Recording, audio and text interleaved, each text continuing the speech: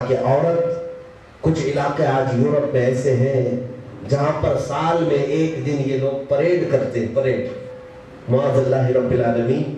میں نے سنا کچھ یورپی نوجوانوں سے بغداد میں آئے تھے، وہ کہتے ہیں سال میں پہلے ایک بار ہوتا تھا، اب ہر مہینے یہ پریڈ رکھا جاتا ہے۔ کیا ہے پریڈ؟ کہتے ہیں کہ پورا شہر اس دن چھٹی پر ہوتا ہے، دکانیں بند ہوتی ہیں اور ساری عورتیں اور مرد اس میں حصہ لیتی ہیں۔ اس پریڈ کی خصوصیت یہ ہوتی ہے کہ ہر عورت سر سے لے کر کے پیر کے ناخن تک ایک لباس کا ٹکڑا بھی نہیں رکھے گی، نہ اپنے سینے پر نہ اپنی شرمگاہ پر۔ ساری عورتیں اس میں ننگی بازار پہ چلتی بھی جائیں گی۔ تقریباً 2 کلومیٹر کا یہ مارچ ہوگا اور وہ منظر دیکھنے کے لیے پورے شہر میں لوگ سڑکوں کے ارد گرد کھڑے رہتے ہیں، فوٹو لیتے رہتے ہیں، اور اس میں پوری عورتیں ننگی چلتی ہوئی جاتی ہیں اور وہ کہتی ہیں اس بات پر ہمیں فخر ہے، ہم آزاد ہیں، ہمیں کوئی پابندی نہیں لگا سکتا۔ یہ کیسی آزادی ہے جو تمہیں جانور بنا رہی ہے؟ یہ کیسی آزادی ہے جو تمہیں کتوں سے زیادہ ذلیل زندگی پر مجبور کر رہی ہے؟ میری عزیز بہنوں، آج دنیا تمہارے حجاب کو چھیننے کی کوشش کر رہی، اور میں دیکھ رہا ہوں ہماری بچیوں کے حجاب چھین گئے۔ شادی بیاہ کے موقع پر عورتوں کے سروں سے دوپٹے غائب ہو جاتے، کیوں؟ کیا شادی بیاہ کے موقع پر اللہ نہیں دیکھ رہا ہوتا ہے؟ کیا اللہ رب العزت کی نظر عنایت شادی کی مجلسوں میں نہیں ہوتی؟ وہ خواتین کیسے اپنے لالی اور میک اپ کے ساتھ اپنے جسم کی نمائش کر رہی ہوتی ہیں؟ یاد رکھو، ایک مسلمان عورت وہ ہے جو اپنے گھر میں بھی ویسی پردہ کرتی ہے اور بازار میں بھی ویسی پردہ کرتی ہے، اور وہ پردہ صرف اور صرف مردوں سے نہیں بلکہ اللہ کے خوف سے کرتی ہے کہ میرا رب، میرا مولا مجھے دیکھ رہا ہے۔ اور جب تک تمہارے دلوں میں یہ اللہ کا خوف نہیں آئے گا، دنیا تمہارے ساتھ کھیلتی رہے گی۔ آج امام حسن بصری کی بات میں نے جو بتایا، وہ کیسی خاتون تھی جس نے پورے حسن بصری کی زندگی کو بدل دیا۔ اور ایک حسن بصری اس دن جو توبہ کر کے آئے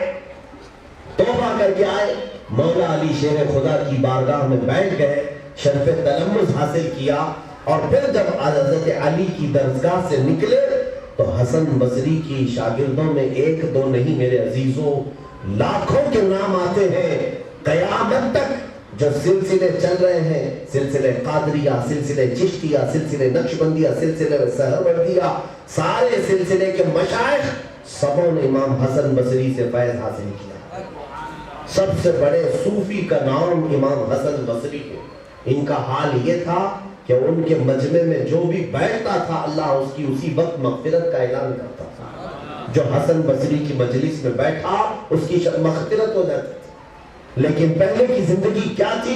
وہ حسن بصری نے خود فرمایا، میں ایک عام سا نوجوان تھا، بازاروں میں دیکھتا پھرتا تھا، لیکن اس ایک عورت نے اپنے حجاب سے میری پوری زندگی میں تبدیلی پیدا کر دی۔ آج میں چاہتا ہوں ہمارے مجمع میں کوئی ایسی خاتون ہو، کوئی ایسی عورت ہو جو پورے نوجوانوں کی زندگی بدلنے کا ذریعہ بن جائے، سب کی زندگی تبدیل کرنے کا سبب بن جائے۔ آج تو عورتیں گناہوں کا ذریعہ بن رہی ہیں۔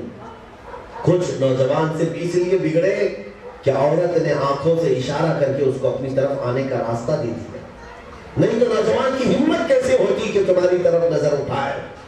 تم اگر اپنی نگاہیں جھکا کر کے بازار سے نکل جاتی ہیں، گھر میں صحیح سلامت آ جاتی ہیں، تو نوجوان جو کبھی شیطان بھی ہوتا ہے، شیطان کبھی نوجوانوں کی شکل میں کھڑا رہتا ہے، دیکھنا اس کا کام ہے، لیکن تمہیں وہ اشارے کر کے اپنی طرف نہیں بلاتا کبھی، جب تک تم گرین سگنل نہیں دو گی، جب تک تمہاری طرف سے اشارے نہیں ہوتے۔ اور ابتدا عورتوں کی طرف سے ہوتی ہے، اسی لیے اعلیٰ حضرت رضی اللہ تعالیٰ عنہ نے فرمایا زنا کی ابتدا آنکھیں کرتی ہیں، شرمگاہ بعد میں عمل کرتی ہیں۔ آنکھیں پہلے زنا کرتی ہیں، شرمگاہ بعد میں زنا کرتی ہیں۔ اس لیے آج کی یہ ضرورت ہے، میں بچیوں سے یہ کہنا چاہوں گا کہ یہ انقلاب کا دور ہے، یہ تبدیلی کا دور ہے۔ آج ایسی ایک ماں بھی ہمارے معاشرے میں پیدا ہو جائے جس کی گود سے حسنین کریمین جیسے بلکہ ان کے غلاموں جیسے اولاد پیدا ہو جائے، پھر تمہارے معاشرے میں نہ بے برکتی کا سبب ہوگا، نہ تمہارے گھر میں یا نہ تمہارے محلے میں کبھی عذاب خداوندی آئے گا۔ عورتوں کی حیا اللہ کو بڑی پسند ہے۔ کوئی با حیا عورت اگر کسی مجمع میں بیٹھ جائے، اس کے پردے کو اللہ تعالیٰ اتنی پسند کرتا ہے کہ اگر قحط بھی پڑ جائے تو اس کے پردے کا وسیلہ لے کر مولا سے دعا کرے تو اللہ اسی وقت قحط سالی دور کرتا ہے، اسی وقت دور فرماتا ہے۔ عورتوں اپنے مقام کو پہچانو۔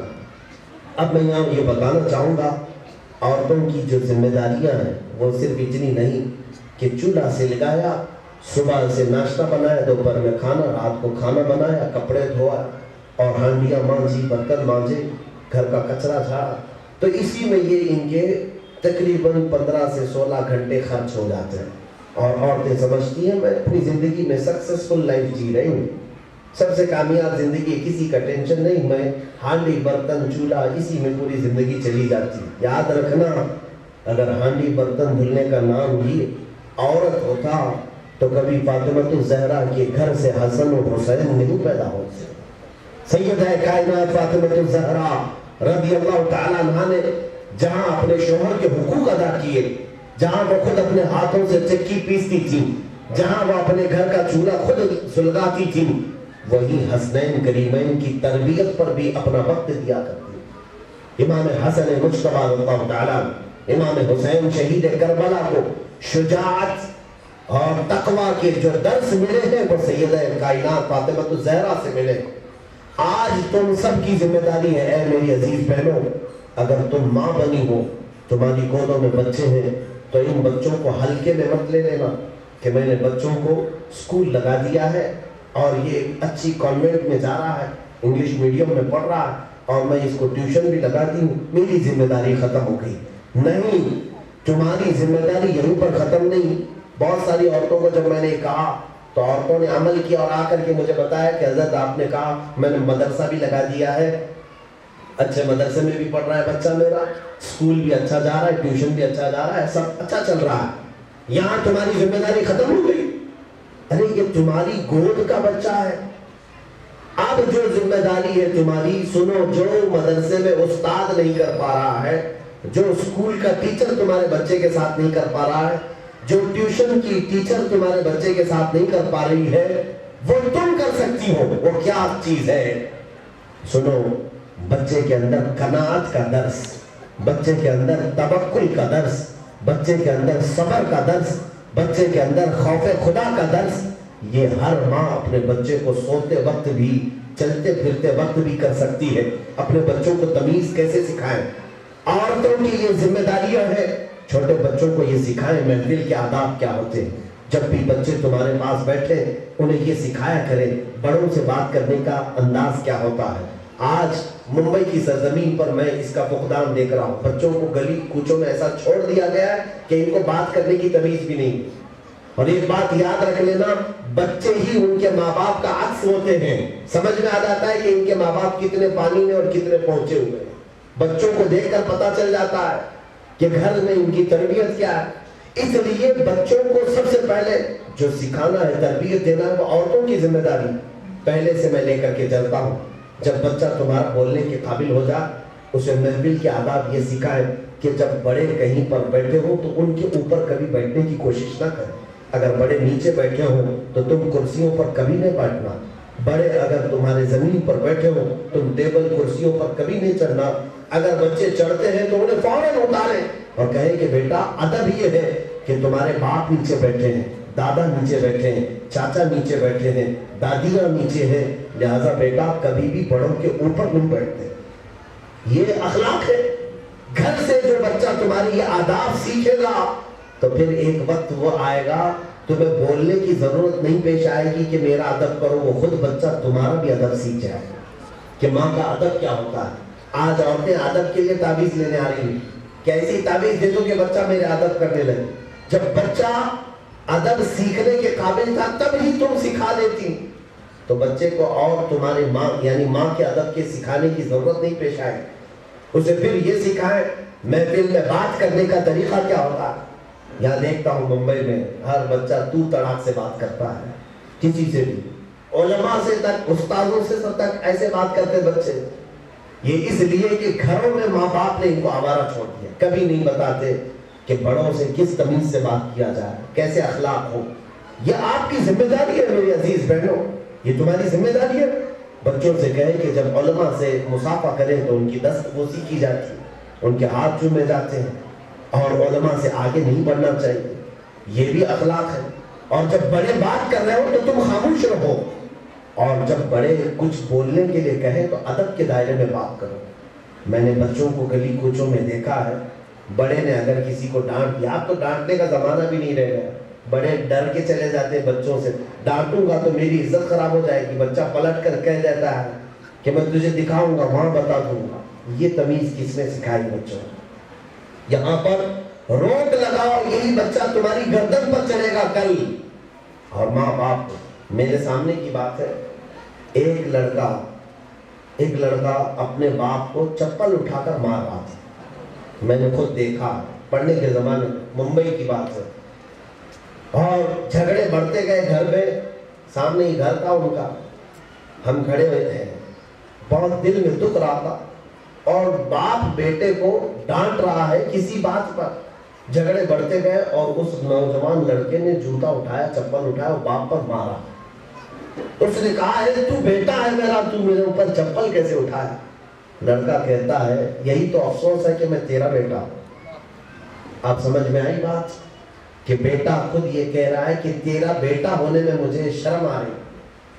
باپ پر آج یہ بات بولنے کی اس کو نوبت اسی لیے آئی کہ باپ نے بچپن میں اس کو صرف لاڑ پیار اور کھلونے دلانے کو سمجھا ہے، میں نے تربیت کر دیا ہے. اخلاق و آداب اگر بچے کو سکھائے ہوتے، ارے جوتا اٹھانا تو دور کی بات ہے تمہارے اوپر، بلکہ تم اگر کہیں چلنے والے ہو تو تمہارے پیروں میں جوتا پہنانے کے لیے بھی تمہارا بچہ پہلے آ جائے. تمہاری جوتیاں اٹھانے پر وہ فخر محسوس کرے گا.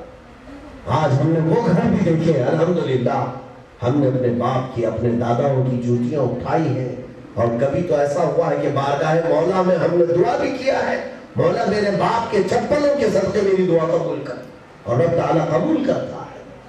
بچے کے آداب رب تعالیٰ کو پسند ہے. تو یہ کون سکھائے گا؟ یہ ماں سکھائے گی. آج لوگوں کے سامنے مجلسوں میں بیٹھنا، اور حدیث پاک میں یہ بھی موجود ہے کہ